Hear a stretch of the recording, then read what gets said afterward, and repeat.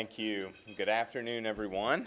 Really appreciate your time and the opportunity to be here. It's always good to speak during lunch. I hate to speak before lunch and launch a denial of lunch attack. So I'm very, very happy that you already have your food and you're eating. And this is a most important topic, I think, that affects every single one of us.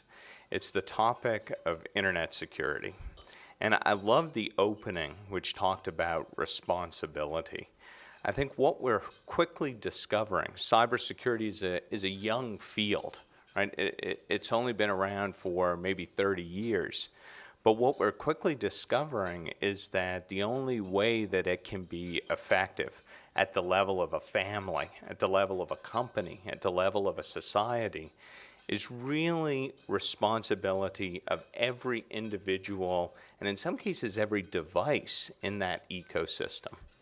So I wanted to just set the stage for a little while and hopefully lead into our discussion a little bit on where we are on cybersecurity. So thank you very much to the distinguished members of Parliament that are here.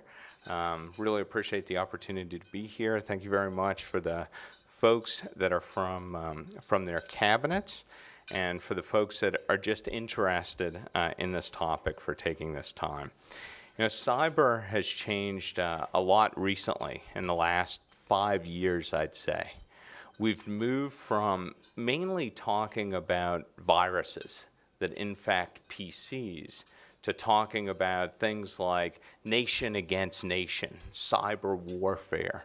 We're talking about the weaponization of IoT devices, for example. These are things that 5 years ago truly felt like fiction, but today they're the reality of what we're facing in this space. And I think we're headed in a direction where things that would have been fictional or seemed fictional today will be the reality a year from now, 5 years from now.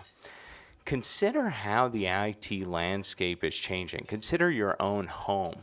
Imagine how many connected devices you now have in your home today, or maybe that you now have in your pocket or in your bag. And now consider how many of those devices are truly not only connected, but also have some kinetic component to them. They have moving parts. They have a heating element, for example. They control your thermostat. I think the widespread connectivity of kinetic devices is truly a new area for us in cybersecurity. It really reframes the potential for harm and damage of the citizenry. And I think it forces us to refocus on cybersecurity as a priority. I can tell you, one excellent thing that's happened in the security space because of something that's unfortunate, which is we've had many incidents over the past few years, is that the average citizen now knows something about cyber. They've got some inclination that there is this thing called cyber, there's this thing called hacking that is real, that exists, that wasn't made up in a novel somewhere. And my own personal test for this is that I fly very frequently. I think last year I flew 500,000 miles. And you always have a very awkward few minutes, the first minute on a plane. You sit next to someone you don't know, and you make very casual conversation. Oh, do you think the plane is on time? Weather seems good today. Seems like it's going to be a good flight. And then invariably, one of you asks the other, what takes you to this place that we're going to? And usually it's work. And then you ask them, well, what do you do, right? And get a wide variety of responses. I'm a hairstylist, I am an accountant, I'm a lawyer, and then the question comes to me, and what do you do? And I do cybersecurity. Now, 5 years ago, that was a conversation killer, right? As soon as I said that, somebody pulled out a book. They're like, look at this book. I'm so excited to read it during the flight, right? And that'd be the last I heard of them. But today, they actually want to engage in the discussion. They want to talk about cyber. They want to talk about, how does this actually work? And I heard this on the news. And so from a positive perspective, we have the average citizen at least interested in a way that they haven't been before. And I think that's very important when you're thinking about the policy level of security. It's very important to have at least the citizenry aware. Some things, however, I think we still have a lot of work to do. One of the things that I think is quite challenging is individuals every day are making security relevant choices. Whether they work inside a company and they're deciding whether to click on that link that just came in through an email, or they're deciding whether to download a file, those small decisions can have massive consequences for the security of their institution. Now, you would think, because security has become a bigger topic, there's television shows about it, it's been glamorized in a lot of ways, that folks would be making better decisions than they did 5 years ago. But in my experience, that's truly not the case. So we are seeing folks still have a very difficult time assessing risk with technology. It's easy to assess utility with technology. My mom is a great example. She will download an application for her iPhone, and the application, most recently was Angry Birds. She was very excited about it. Had gone with my children, her grandchildren, to an Angry Birds movie, and so was very excited to now play the game. But as it installed, it asked her a bunch of questions about her phone. Can this app have access to your location information? Can it have access to your payment card information?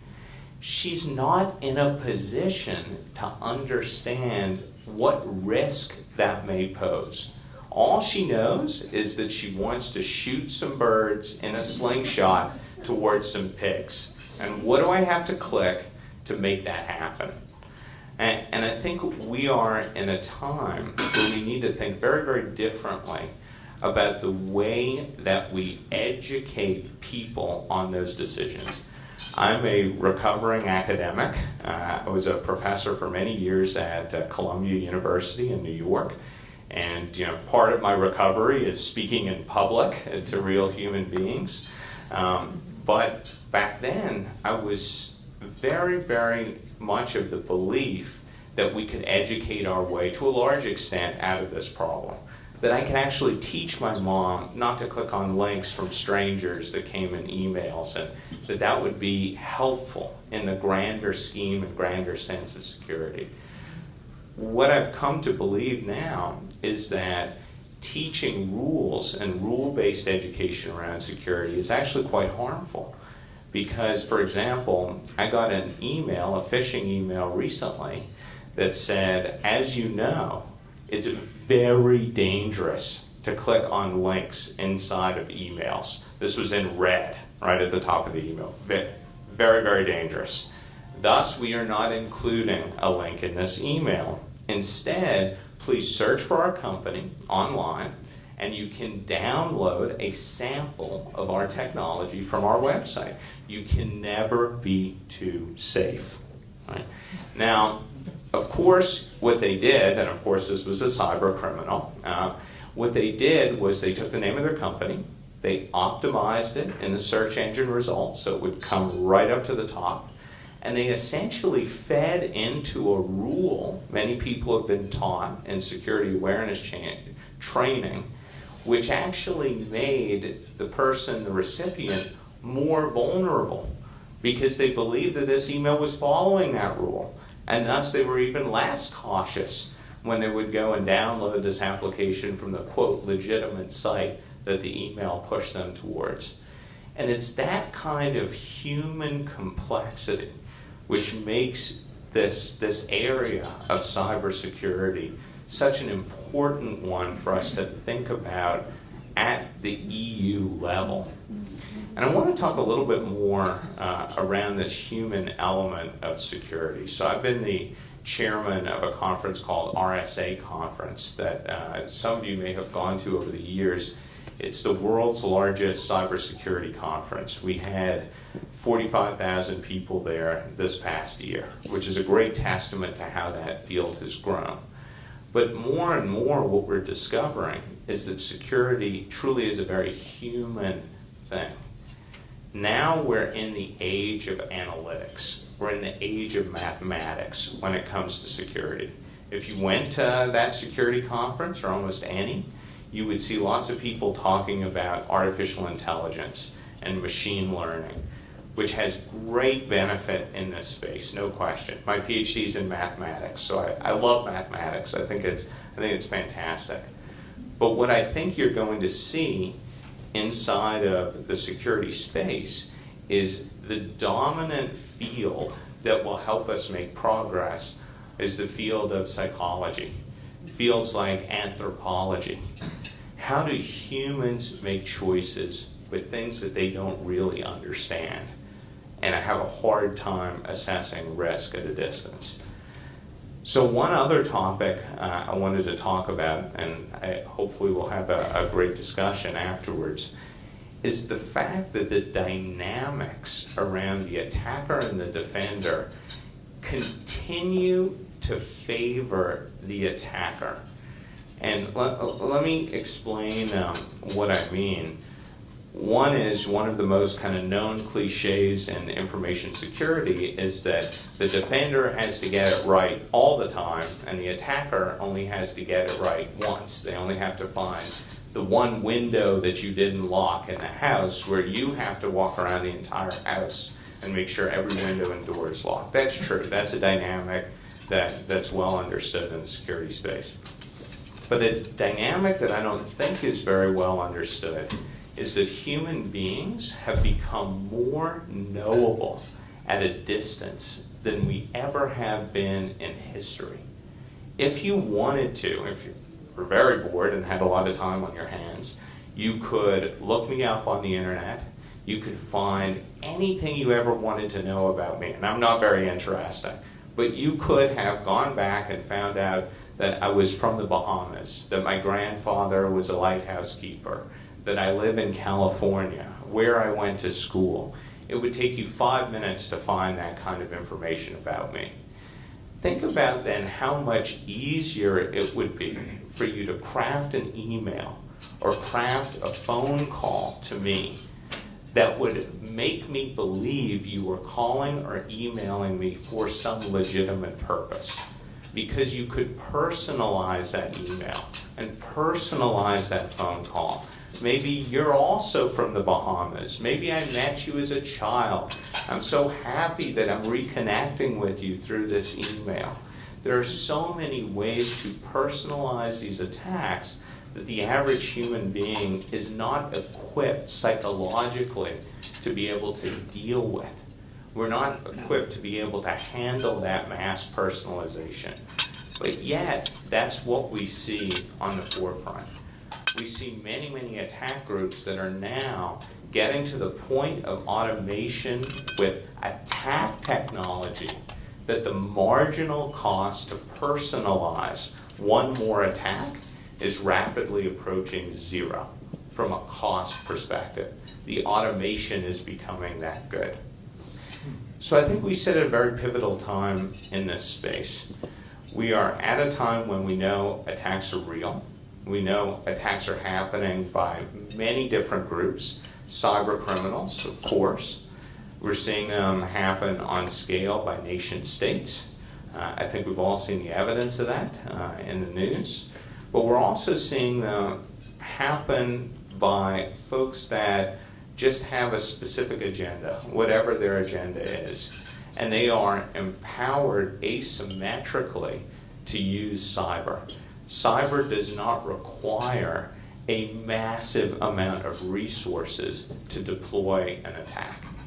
And I think these are such important elements that all of us must consider, both as citizens, as parents, as aunts, as cousins, as human beings, but also as people that have influence over policy. And one of the things that the policy going forward, I think, must consider is this very human nature of security. The fact that we are in a space where we need to invest in core fundamental research in how people make decisions and decision science when it comes to security.